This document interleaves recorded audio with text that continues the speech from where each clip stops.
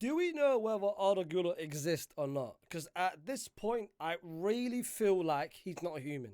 He's not real.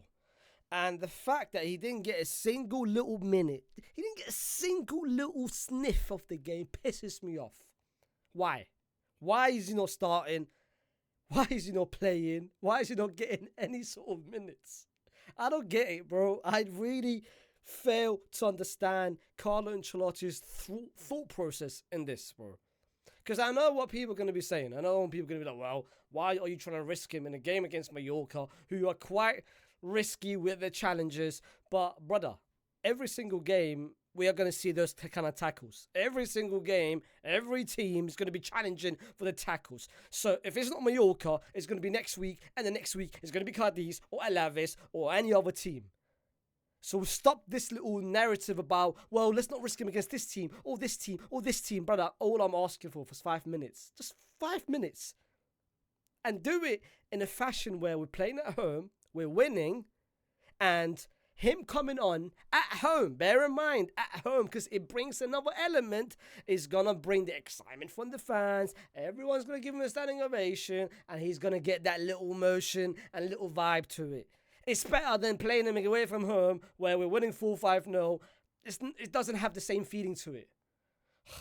But if you didn't get it, Real Madrid won. 1-0 at home against Mallorca. And I can't lie, man. This game, it felt like a 0-0 at some point. Like, I tweeted after the first 20 minutes of the game where Mallorca literally defended with 9 men at every single attack. And it felt like it's going to be one of those games.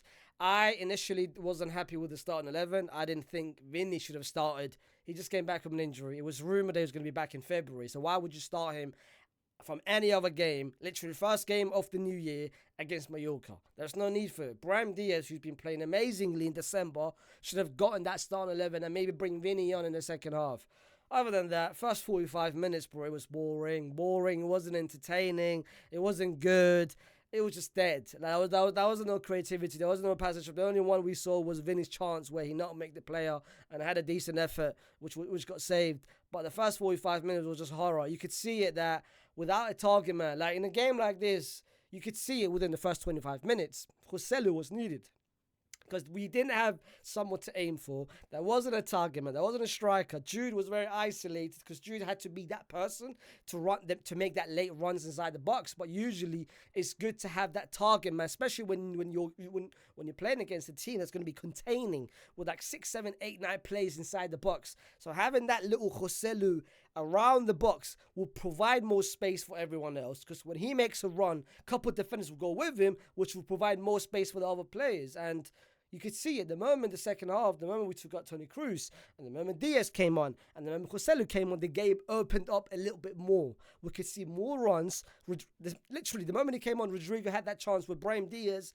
I don't know how. I feel like it's harder for him to miss than score, if that makes sense. Because the fact, brother, all you had to do, that's all you had to do. The fact that he delayed, I don't know what happened. I don't know. I can't explain his miss. I can't explain his. But the point is, the moment he came on, the moment Joselu came on, the game opened up a bit more. We could see a bit more width to it as well. Rodrigo, who feels a lot more comfortable on that left-hand side. A lot more, because the first 45 minutes on the right-hand side, bro, isolated. We didn't see any sort of Rodrigo from him. On the second half, when Vinny went out, we could see the Rodrigo that we've been watching throughout whole December, throughout November, that creativity, that beating his man with so naturally. And again, Rodrigo came on, the game changed completely. So my point is, this is what I struggle to understand from Carlo Ancelotti, is that you could see bringing on Joselu on in 70 minutes. I hate the fact that he takes longer than what it should be. Like you could see it within the first 25-30 minutes how Mallorca's going to be how Mallorca's going to be playing. So why not do it straight within the first half? Straight. Moment first half's done, second half, bring those people on. Why delay it to the 70, 75 minute and just make the game even more difficult for ourselves? You know, man, that's what jars me off. But listen, we picked up the 3 points, crucial 3 points, because Girona's going to be playing against Atleti now, and that to me is going to be a proper decider. That's going to be a big game. Big 3 points. In January, we just came back from the New Year's, and if you guys go back throughout the whole history of Real Madrid, January is always the month where we struggle. We don't play good football in January. We never have. I mean, I can't recall the last time we've actually had a successful January, because there's always the month where we keep dropping points, just useless points in games where we just drop meaningless games, bro, that we just drop points. So the fact that we picked up 3 points in a game where we never played great, but we still picked up 3 points, that's crucial. And for Arda Guler, Carlo, if you're listening to this, please, brother, please, I just want to see him play. I just want to see him kick ball, bro, because at this point, I don't know if he's real, bro. I don't know if he's real. I swear to God, when he was warming up, I got a bit of sensations in me, bro. And I swear, the moment Arda Guler comes on, I will celebrate that more than any goal we've scored this season. That's what it means to me. Just Arda Guler coming on would mean the world to me. So Carlo, please don't take that happiness away from me. Please, brother. Please. But Rudiger, very quickly, just shout out to Rudiger, man.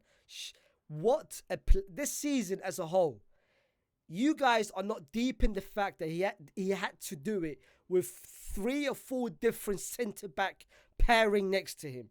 First it was Militao before he got injured. Alaba, Nacho, and Tchouaméni. He had to rely and adapt to 3 different pairings next to him. Whether he's playing as a left centre-back, whether he's playing as a right centre-back. Because this game he's playing as a left centre-back.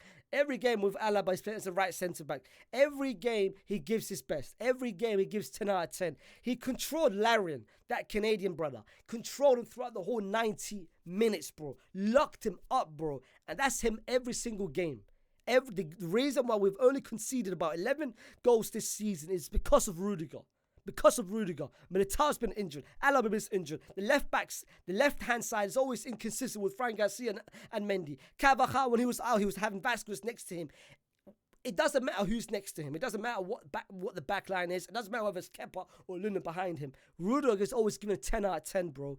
This season, he's been the best centre-back. Him and Van Dijk has been the best 2 centre-backs in the world. That's no debate. That's no arguments. If you don't agree, and if you feel like, well, Rudiger, are you serious? Then you are casual. You haven't watched Madrid play. Rudiger this season has been insane. That's no words to describe how good he's been this season. And he's carrying this back line on his backs, bro. His back is hurting. It's hurting. I can see it. It's hurting. But he's carrying it with no pressure. And now he's getting to the stage where he's actually now being a danger inside the box in set pieces. Bro, Ramos vibes, bro. We need that more from him. Today shouldn't be an exception. We need him to be more dangerous inside the box, bro. Because we need to take advantage of the set pieces. Bro, the fact that we've scored a set piece is a surprise to me.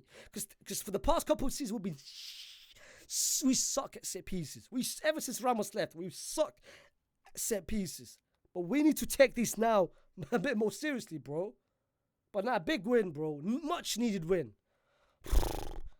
I'll see you next time. But don't forget, man, subscribe, innit? You get me?